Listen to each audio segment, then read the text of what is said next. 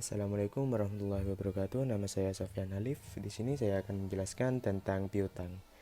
Pengertian piutang adalah sejumlah pinjaman yang terjadi karena penjualan barang atau jasa secara kredit atau sejumlah pinjaman seseorang kepada orang lain yang dapat ditagih dalam jangka waktu tertentu.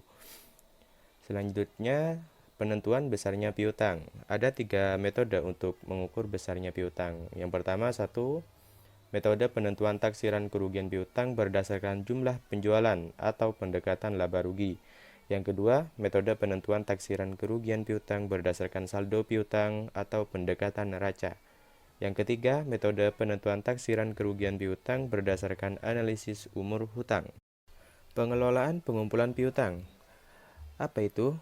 Yaitu perjanjian yang tertera pada jual beli juga harus ditetapkan secara jelas dan rinci, meliputi jumlah piutang, besar diskon, periode diskon, jangka waktu penagihan, dan sanksi yang dikenakan terhadap pembeli dan atau penjual jika barang yang diperjualbelikan tidak sesuai dengan keadaan sebenarnya. Selanjutnya, pengumpulan piutang terdiri dari dua, yaitu nomor 1, pengumpulan piutang untuk penjualan yang tidak berdiskon. Yang kedua, pengumpulan piutang untuk penjualan yang berdiskon. Untuk pengumpulan piutang penjualan yang tidak berdiskon adalah manfaat yang diperoleh karena menjual secara kredit adalah tambahan laba, sedangkan pengorbanan adalah tambahan biaya dana. Tambahan biaya tersebut timbul karena perusahaan akan memerlukan dana yang lebih banyak apabila menjual secara kredit.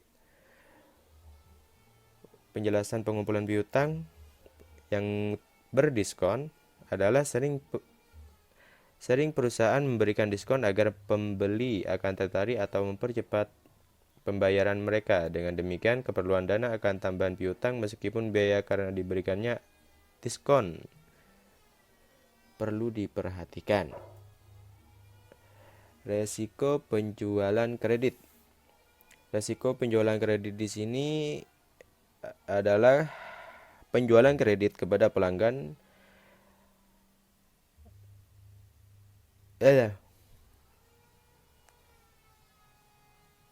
kok dikat. Oke.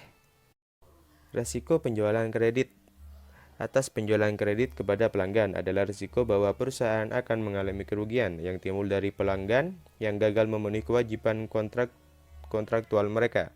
Perusahaan mengelola dan mengendalikan risiko kredit dengan menetapkan kebijakan atas persetujuan atau penolakan kontrak kredit baru.